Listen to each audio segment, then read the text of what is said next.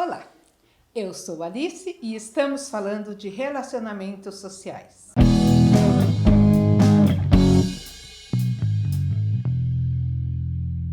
Esses dias, conversando com a minha mãe sobre o que a gente espera das pessoas, as reações que a gente espera, ela me lembrou de uma historinha.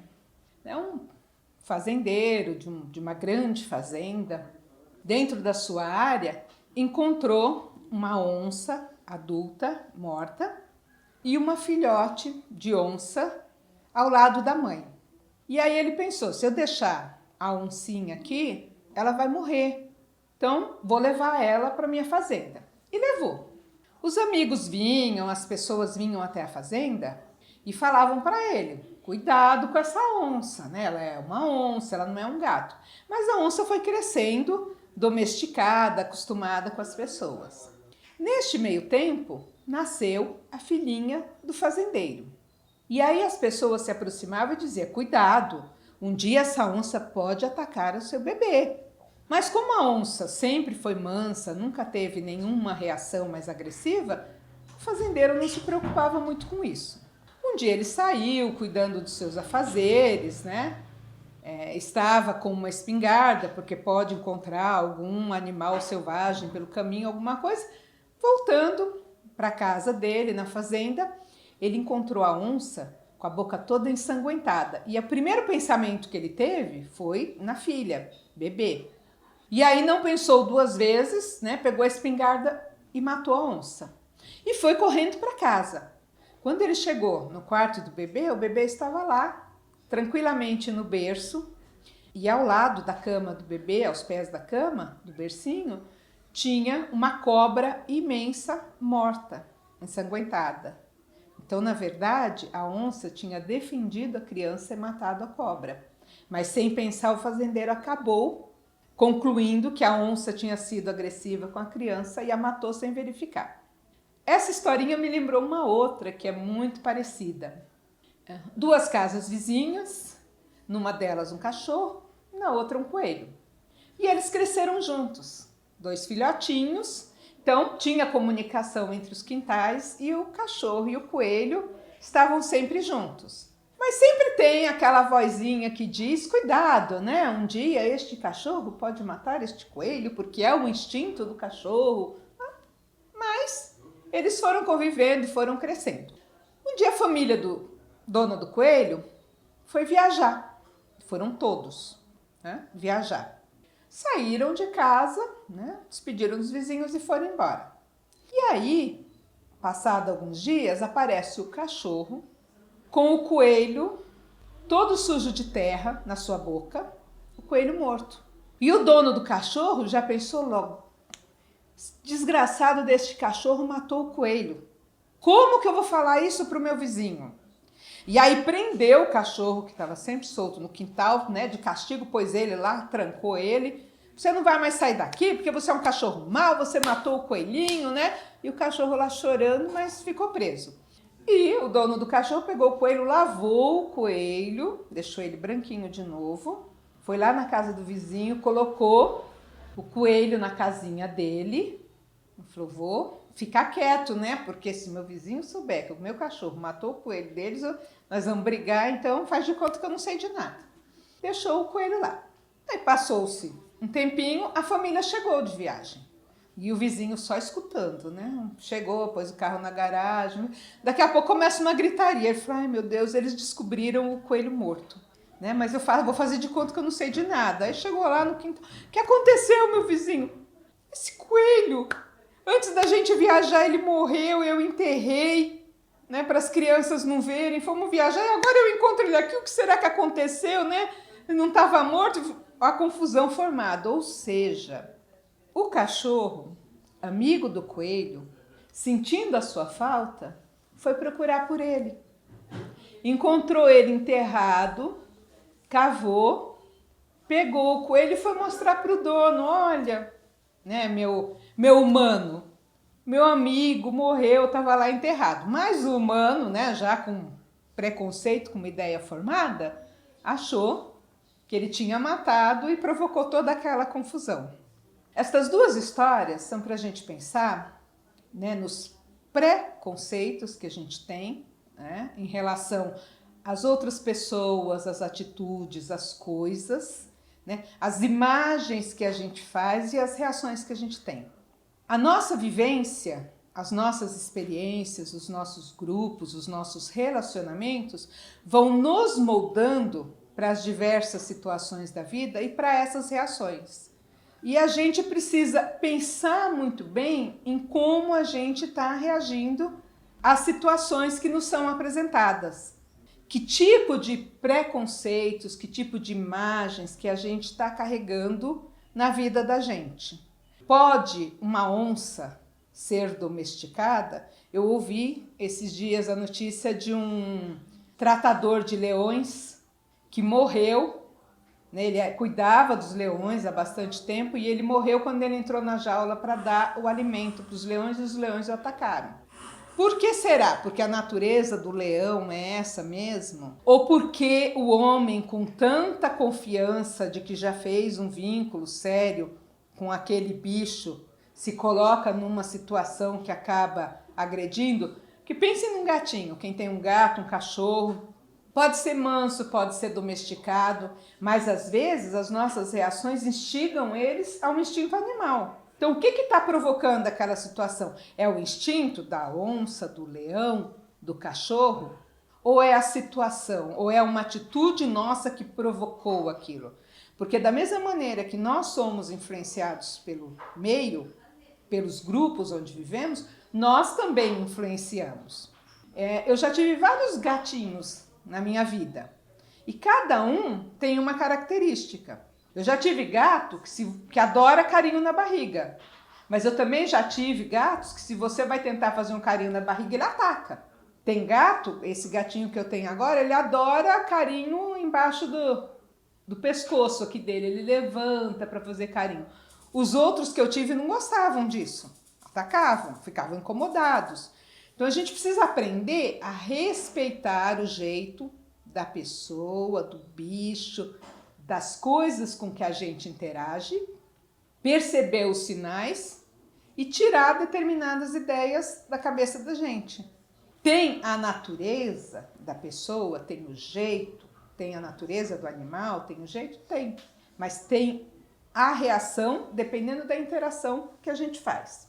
Do mesma maneira que a gente é influenciado pelas nossas vivências, nós também influenciamos. E aí, a nossa interação com as pessoas, ela é pautada em duas vertentes. As nossas reações, elas podem estar pautadas na preocupação com os fatos, com o que ocorreu, com o que vai ocorrer, com o relato das coisas, ou ela pode estar pautada nas pessoas. O ideal é que ela esteja pautada nas duas coisas em equilíbrio. Que a gente possa lidar com os fatos, relatar, interagir com uma preocupação com a pessoa e com o bem-estar da pessoa. Dentro dessa visão que a gente tem de interação, com foco nos fatos ou nas pessoas, a gente pode ter 4 vertentes. A gente pode ter uma preocupação extrema com o fato. O que interessa é a verdade e nenhuma preocupação com a pessoa. Isso a gente pode nomear de fato com desamor ou de verdade com desamor. Então a gente está preocupado com a verdade dos fatos, mas a gente não está preocupado com as pessoas. Desamor é aquela pessoa que fala a verdade nua e crua, não importando se está magoando a pessoa. Que benefício isso vai trazer? O que interessa é só o fato, realmente? Como fica a pessoa nesse meio? A gente pode ter também uma não preocupação com o fato nem com a pessoa. E aí a gente pode considerar esse termo como uma mentira com desamor. O que é uma mentira com desamor? Um exemplo bem simples. A gente fala com a criança que se ela não se comportar, o bicho-papão, o homem do saco, vai pegar ela. Se você não fizer o que eu estou mandando, o bicho-papão vai te pegar. Se você não for dormir agora, o bicho-papão vai te pegar. Bicho-papão não é uma verdade, não é um fato. E quando você coloca medo na criança, você não está preocupado com ela, não está agindo com amor. Então isso é uma mentira com desamor ainda. É aquelas mães que, se você não me obedecer, eu vou te matar. vai matar de verdade? Não vai, né? Então, não tem sentido aquela colocação, não é refletida. E só provoca medo, mal-estar, ansiedade na criança ou na outra pessoa. Então, quando a gente conta uma mentira e não leva em conta a pessoa, ela é uma mentira com desamor. Então, não tem validade nenhuma. A gente tem também a mentira com amor. Vou mentir porque eu amo a pessoa e estou preocupado com ela. Aí a gente leva a criança para tomar vacina, para tomar injeção, e ela fala pra gente, vai doer? Aí você fala, não vai doer. Mentira, que vai doer. A picada dói, injeção dói, tirar sangue dói. Aí a criança não acredita mais em você, porque você, mãe, falou não vai doer, mas na hora que ela recebeu a agulhada, ela sentiu dor. Então, ou ela percebe que você mentiu para ela, ou ela vai direcionar a raiva dela para a enfermeira que aplicou a injeção, que tirou o sangue, porque minha mãe garantiu que não ia doer, né? Mas doeu, então a culpa é sua. Então transfere uma culpa, uma coisa que é realidade, a realidade é que dói. Então você falou uma mentira, né? Supostamente pelo amor, para ele não se preocupar, só que o efeito não é produtivo. Ou você pode falar a verdade com amor.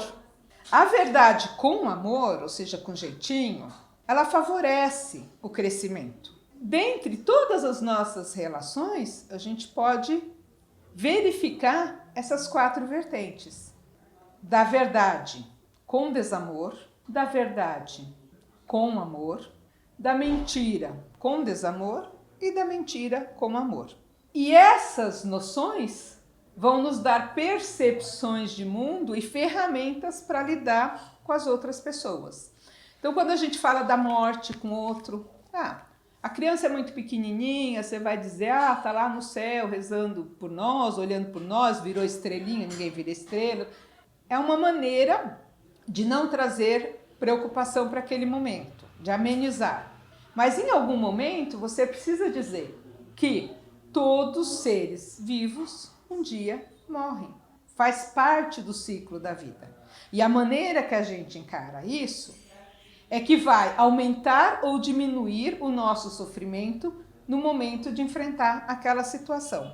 Então, a verdade com amor, ela é para favorecer o crescimento do outro. A injeção vai doer, a anestesia vai doer, o tirar-sangue vai doer, mas a gente precisa fazer isso, porque é para cuidar da sua saúde, é para o seu bem, é para saber como está lá dentro de você o seu sangue. Então, procurar maneiras de dizer isso de uma forma que não deixe o outro apavorado, mas que faça ele aprender a lidar com aquela situação e sair mais forte dali.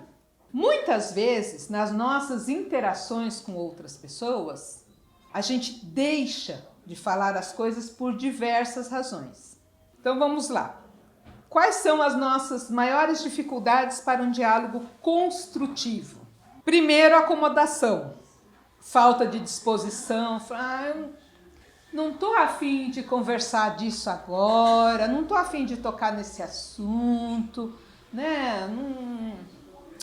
Não vale a pena ficar discutindo isso, deixa para lá. Só que se a gente não conversa com outra, a gente deixa para lá, deixa passado, né? Vai ter uma consequência. Exemplo, usar o exemplo da educação das crianças, porque isso nos molda a criança e reflete nas outras relações. Então a criança está lá subindo na mesa. Aí você fala assim, se você subir na mesa de novo, eu vou te dar um tapa. Não é politicamente correto bater, né? Hoje, mas por aí que é o que normalmente a gente fala. Se você subir na mesa, só que aí está tão cansada, está estressada, está irritada, aí a criança sobe na mesa e você faz de conta que você não está vendo. Então, por omissão, né? Eu vou fazer de conta que eu não estou vendo, porque se eu mostrar que eu estou vendo, eu tenho que tomar uma atitude. Então, eu vou me omitir, né? Fazer de conta que eu não estou vendo, porque eu não estou com vontade de brigar. Aí, justamente daquela vez, a criança cai da mesa e abre a cabeça. E você tem que sair correndo para o pronto-socorro, tem que levar para fazer um curativo, depois tem que dar remédio, porque você se omitiu naquele momento. Deixou de falar, você viu, mas fez de conta que não viu. É um exemplo extremo, mas a gente faz isso com coisas mais simples, com coisas mais corriqueiras da nossa vida. Faz de conta que eu não estou vendo, porque eu não quero falar. Porque falar sempre a mesma coisa está muito cansativo e eu não estou com vontade agora. Um outro fator que às vezes faz com que a gente não fale nada é o medo de ser agredido, o medo do atrito, o medo da briga. Porque se eu falar, meu vizinho tá lá, bota o som no último volume, aquilo tá me deixando louca, tá me incomodando a beça. Mas eu não vou falar, porque se eu for lá, eu acho que ele bebeu, vai brigar, e aí não falo naquela hora e também não falo depois, e vai virando um sentimento de raiva com aquela pessoa que toda vez que liga o rádio pode ser baixo. Aí você já se irrita. E aí isso vai criando uma barreira na relação interpessoal com o outro, na relação de convivência. Chega ao ponto de ter aquele dia que eu não vou nem dizer bom dia mais pro meu vizinho, porque eu não quero nem olhar para a cara dele. Peguei tanta raiva, peguei tanto ranço. Por quê? Porque no momento em que eu poderia e deveria ter falado alguma coisa, eu não falei com medo do atrito. E tem esses momentos. Só que se nesse momento não dá, a gente tem que se propor, pelo bem do relacionamento, a falar em outro momento mais tranquilo. Deixa passar a festa, a bebedeira, o som alto e vamos conversar depois. Mas a gente se omite naquele momento por medo da agressão e aí não fala, não toca mais no assunto e aquilo vai irritando. No dia a dia isso acontece. Na empresa isso acontece, no grupo de trabalho isso acontece. Aí eu não vou falar. Meu chefe tem o hábito de falar palavrão com os funcionários e isso não é legal, né? Mas eu não vou falar com ele porque ele é meu chefe e ele pode vir contra mim. Aí chega num dia que a situação fica num extremo, que vira um assédio violento e aí é uma briga para a empresa inteira. Acontece. O meu colega, ele é muito desagradável, né? Ele vem nas horas, faz umas brincadeiras que eu não gosto, mas eu não falo nada porque de repente ele pode se virar contra mim, pode ficar agressivo, então eu deixo. Só que aí vai chegar um dia que a pessoa vai falar isso para você e você vai virar o caminhão de melancia em cima dela, porque aquilo está acumulado. Já é coisa de muito tempo, foi crescendo, o pote foi enchendo, porque você não falou nada no momento que deveria falar. Um outro fator, né, que dificulta essa relação, essa comunicação, é a falta de tato. Às vezes de falar alguma coisa, é o constrangimento. Eu não vou tocar neste assunto porque eu não sei como falar com ele. Então eu não converso com meu filho sobre sexo, porque como que eu vou abordar esse assunto? Falar de camisinha, de anticoncepcional, não tenho jeito para isso, né? E deixa a coisa ir acontecendo. E aí a criança, o jovem, o adolescente, o outro, ele vai se informando nos grupos em que ele está. Nos meios onde ele está. E nem sempre é a informação que você gostaria que ele tivesse, ou é a informação verdadeira. Porque a pessoa, ou as pessoas com quem ele está conversando, podem ter lá aquele critério da verdade com desamor, da mentira com amor, e aí não vai servir para o crescimento dele. Porque não tem preocupação ou com o fato, ou não tem preocupação com a pessoa, ou já tem conceitos errados, porque recebeu errado também e está passando o que sabe. Que nem sempre é o correto ou aquilo que você gostaria que ele soubesse. Na empresa, a mesma coisa. Então, eu não falo. Eu tenho lá uma funcionária que vem trabalhar de mini saia, curtíssima, não é adequada ao ambiente. Uma colega minha de trabalho. Tá todo mundo falando dela, porque ela vem com aquela saia, mas eu não falo nada. Como que eu vou falar com ela da roupa dela? Eu não tenho jeito para isso. Aí eu não sei como abordar esse assunto. E aí deixa passar. Até que um dia a situação explode e aí ela fica sabendo que estavam falando dela, e ninguém falou nada para ela, ninguém ajudou. De repente bastava uma conversinha para dizer, puxa, é verdade. Essa aqui eu vou usar para ir para balada e a outra roupa eu vou vir usar para trabalhar. Então, às vezes, por constrangimento, por falta de tato, né, a gente deixa de se comunicar, deixa de falar aquilo que está incomodando, deixa de conversar e a situação tende a crescer. Às vezes, por medo de perder a confiança na pessoa, a gente deixa passar também. Se eu for falar essa verdade para ela, aí ela vai ficar desconfiada comigo. Então, melhor eu não falar, né? Porque senão ela vai perder a confiança, vai perder o relacionamento, vai perder a amizade. E às vezes, quando a gente fala assim, tem medo de perder a confiança e não fala nada, a gente fica esperando que a pessoa adivinhe. Então, dentro da casa da gente, isso é muito comum. Às vezes você não fala para o outro aquilo que incomoda o cara. Exemplo típico, deixa a toalha em cima da cama, e eu falo dos exemplos masculinos, né, por questão de gênero, porque eu sou mulher. Então o homem deixa lá a toalha em cima da cama e aquilo me incomoda. Eu até já falei uma outra vez, mas eu vou brava na frente dele, pego a toalha, bufo, faço cara de bravo e vou embora. Põe a toalha no lugar certo. Achando, supondo, que ele vai perceber e ele não vai mais colocar a toalha ali porque ele percebeu que vai ficar irritado. Às vezes não vai. Se você não falar, não se comunicar, ele pode interpretar que você está brava por outra coisa e vai ficar na mesma. E aí vai desgastando a relação porque você não encontrou uma maneira de falar aquilo, porque você não quis aborrecer. E aí fica esperando que o outro adivinhe. Às vezes pequenas coisas que poderiam ser conversadas, né?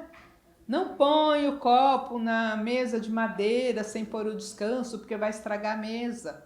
A mesa também é dele, deixa. Aí depois que tiver com a mancha lá, aí fica bufando de raiva toda vez que for limpar a mesa e a mancha estiver lá, com raiva dele. Aquela raiva vai crescendo, crescendo, crescendo, crescendo, e não é produtivo, não é construtivo, não é bom para o relacionamento. Então a gente tem que ter essa visão de falar a verdade nos nossos relacionamentos com amor. A preocupação com o fato e com as pessoas. De uma forma que seja construtivo, que seja benéfico para o ambiente onde você está e para outra pessoa.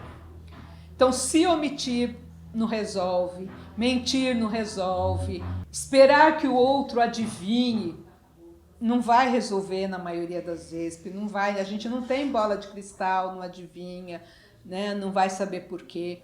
Então é muito importante que a gente tenha esse conceito na cabeça na hora de falar as coisas. Como que eu vou falar? Qual que é a melhor maneira? Eu não sei, eu vou conversar com alguém para poder falar, né, com essa pessoa, para resolver a situação.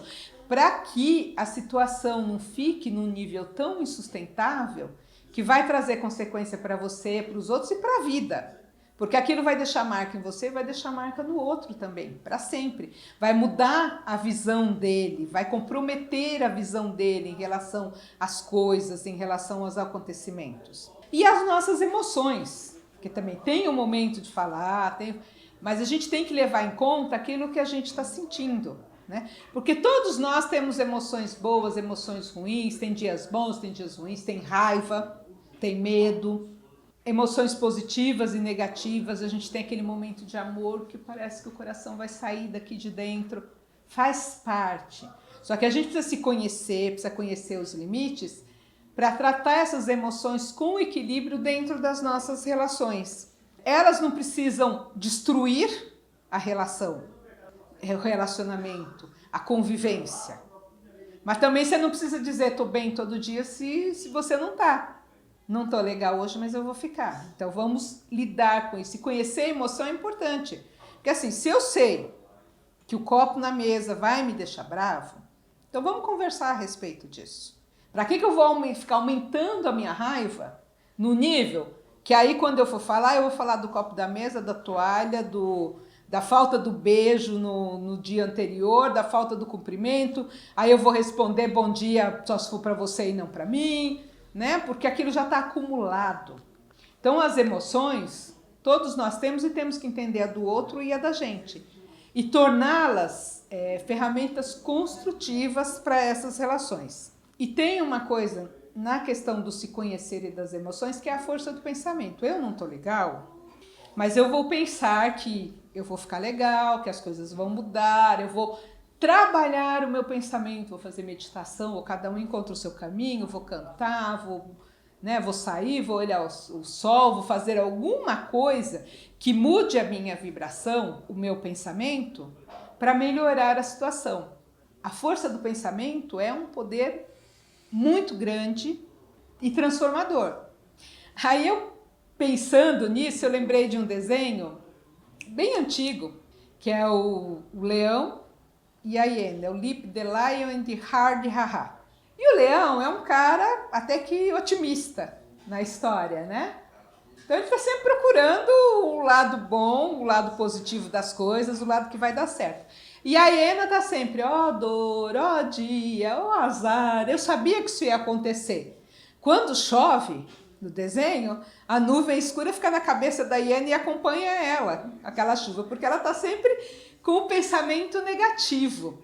E como isso influencia? Eu até fui ver o desenho, né, quando eu estava pensando nesse conteúdo, das reações, porque o leão fala, vamos fazer tal coisa, vai dar certo, e ela, não, isso não vai dar, vai acontecer tal coisa. E acontecem coisas negativas, e eles fogem, e eles tentam sair daquela situação, né?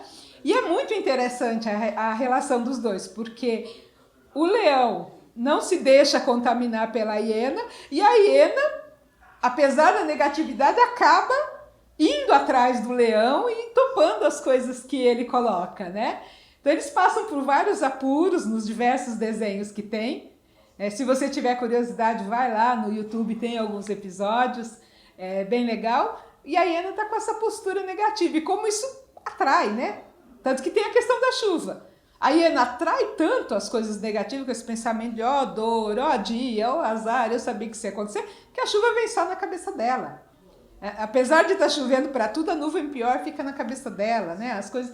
Mas ela consegue sair das situações, eles conseguem se salvar por causa da interação dos dois.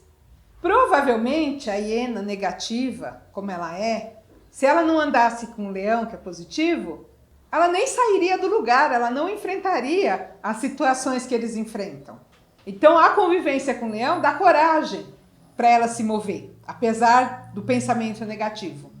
O leão, como é muito otimista, se não tivesse a hiena junto com ele para sinalizar as dificuldades, as negatividades do caminho, talvez ele se aventurasse muito mais e não conseguisse sair daquela situação.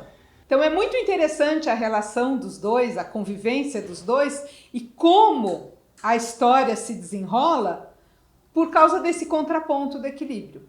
Da mesma maneira que a gente é influenciado, a gente influencia os outros, né? Os grupos onde a gente transita, onde a gente vive, também nos influenciam.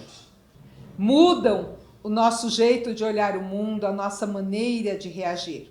A família, os amigos, o grupo da escola, o grupo do trabalho, os grupos que a gente escolhe na nossa vida social, os grupos do nosso gosto, né? Eles nos dão ferramentas para lidar com as situações e influenciam os nossos pensamentos, as nossas maneiras de reagir, o nosso jeito de olhar a vida. Então, o gosto musical, por exemplo. Se eu escolho um tipo de música, de manifestação artística, que é negativa, que é depreciativa em relação às outras pessoas, vai ser dessa forma que eu vou reagir nas diversas situações com as outras pessoas. Por isso que a gente às vezes critica tanto o funk, porque ele fala de violência, ele fala da mulher como objeto, né? Ele fala de armamento, não é uma visão positiva da vida, não é uma visão caritativa, não é uma visão de amor ao próximo. Algumas pessoas falam do rock como se fosse uma coisa negativa, só porque usam caveira ou cor preta, mas não entende que a caveira está dizendo da igualdade, que todos nós somos por fora, cada um tem um jeito, mas tirando uma radiografia, por dentro é osso, é a caveira, é aquilo. E aí na caveira você não sabe se é homem, se é mulher, se é preto, branco, é igual. Então a gente tem que entender o símbolo, ou tem que entender a linguagem, para poder entender aquela manifestação. Se você pegar as letras, a maioria das letras das músicas de rock, elas têm um pensamento político muito acurado, um pensamento de igualdade, um pensamento de preocupação com o outro, de preocupação com a humanidade. Então é importante que a gente perceba isso. A gente fala da maioria das músicas sertanejas, que não é o sertanejo de raiz, fala do que a gente chama de dor de corno, né? É traição, é troca. Eu ouvi um trecho esses dias de uma música que falava que cada dia ficava com uma mulher e que a mãe dele tinha uma nora cada dia. Eu falei, que tipo de cultura é essa? E as crianças cantando, quer dizer, é descartável. Então, aquilo que a gente escolhe para a vida da gente, para a convivência, para o grupo, diz de como a gente vai reagir em relação aos nossos relacionamentos sociais. Aquele ditado, dize-me com que andas que eu te direi quem és, é verdade. Só que você tem que tirar proveito da situação. Tem pessoas que você não escolhe andar, né? Família, por exemplo. Você não escolhe, você tem todo tipo de pessoas dentro de um grupo familiar. Aí, o que vai fazer bem para o seu relacionamento? Se aquele familiar te faz mal, porque ele é muito quadrado em relação à política, por exemplo, melhor não discutir política com ele. Ah, porque ele é assim um devoto religioso fanático, que ele só aceita a realidade dele. Vamos conversar outra coisa. Vamos evitar os assuntos que nos atritam para que a energia não seja ruim e que aquilo não te influencie negativamente. Mas não vamos evitar a pessoa. Lembra a verdade com amor? Vamos tentar tratá-la dentro da verdade, naquilo que eu acredito, mas com amor, com a preocupação com a pessoa, com o sentimento. Meu pai, por exemplo, é testemunha de Jeová. Há pouco tempo, ele não foi a vida inteira. A gente cresceu numa cultura católica. Apesar dele não frequentar a igreja, ele ia em Aparecida do Norte sempre que tinha oportunidade, era devoto de Nossa Senhora Aparecida. Aí mudou. Casou de novo, mudou, é testemunha de Jeová. Eu aceito a religião dele. Quando eu vou visitá-lo, eu vou na igreja com ele. Quando ele vem aqui, a gente procura uma igreja, lá um salão do reino, para ele ir. Eu respeito o ensinamento dele, a gente até conversa, recebo os livrinhos, leio, tudo. Respeito. Vou mudar de religião? Não. E aí ele fica muito chateado porque no conceito dele, nós não vamos nos salvar porque não estamos dentro da religião dele, que ele, como pai, deveria ter educado a gente para ser salvo. É o conceito dele, eu respeito. Não vou deixar de amar meu pai, mas também não vou mudar de religião, não vou na onda dele. E não vou entrar em atrito. E ele respeita também a nossa decisão. E isso é importante na convivência. A gente tem que procurar andar com os grupos da gente, os gostos da gente, mas também tem que procurar respeitar o do outro. Isso é importante, isso faz parte do bom convívio. E aí tem, tanto dentro da família, dos amigos, tem aquela noção, por exemplo, da pessoa ou do ambiente, que a gente costuma dizer que fica um clima pesado. O clima não tem peso, né? Clima não dá para sentir nesse sentido de ambiente, não dá para sentir, não aumenta ou diminui o peso do ar, mas a gente faz. Por quê? Porque é um ambiente que nos oprime, que nos faz mal. Então a gente também tem que se preparar para esses ambientes.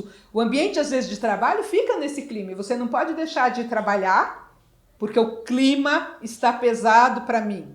A gente tem que aprender, desenvolver mecanismos, meios para lidar com este ambiente e até para fazer um diagnóstico. Está pesado por quê? O que está acontecendo? Como que eu, pessoa, indivíduo, posso favorecer para desmanchar este ambiente pesado que está? Para conversar com as pessoas de uma maneira melhor. Depende da sua postura. Depende da sua visão de mundo, depende do seu jeito de lidar com as pessoas. Ah, mas eu sou assim, eu não vou mudar. Não, a gente evolui, a gente aprende, a gente desenvolve mecanismos para lidar com as situações, desde que a gente esteja preocupado com isso, desde que a gente se aprimore, desde que a gente invista.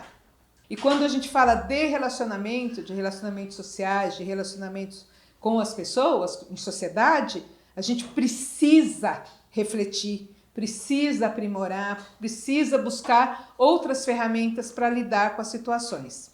Então, esses grupos que a gente se insere por opção, esses grupos onde a gente está por condição, eles interferem nas nossas percepções, na maneira da gente perceber o mundo, na maneira da gente reagir, e a gente precisa filtrar, precisa aprender a filtrar, precisa aprender a lidar. Pensando lá na hiena e no leão, eles interagem, o leão não consegue tirar o pessimismo da hiena. Ela vai continuar daquela maneira, mas ela se torna uma pessoa melhor consegue sair da sua imobilidade por causa do leão. O leão não deixa de ser otimista, ele não se contamina com a hiena, mas ele acaba sendo um pouco mais prudente, né? Mais atento pela convivência com ela. Então, os diferentes, eles podem e devem conviver, mas eles têm que se complementar, eles têm que fazer crescer. Então, pense nisso, como andam as suas relações, que tipo de pessoas você está convivendo, que tipo de grupos você está escolhendo, que tipo de músicas você está ouvindo. Se você ouve uma música de tristeza, músicas de tristeza o tempo todo, a tendência é você ficar triste. Se você ouve músicas de revolta, de ódio, a tendência é você se contaminar com isso. Então reflita. O que você está fazendo da sua vida, nos seus grupos, das suas relações sociais e o que você está fazendo para conviver melhor, para se aprimorar. E dentro daquelas 4 posturas de verdade com desamor, de mentira com desamor, de mentira com amor e de verdade com amor, quais são normalmente as suas posturas em relação às outras pessoas? Como que você reage em relação ao ambiente e às pessoas? Qual que é a sua maior preocupação quando você vai lidar com as situações, quando você vai conversar com o outro, quando você vai falar com o outro? O que permeia a sua vida? Pense nisso, reflita. Por hoje é isso, eu sou Alice, estamos falando de relacionamentos sociais. Não deixe de nos seguir, se inscreva no canal do YouTube, no Facebook, no blog, acompanhe, a gente tem muita novidade por aí. Tchau, até a próxima!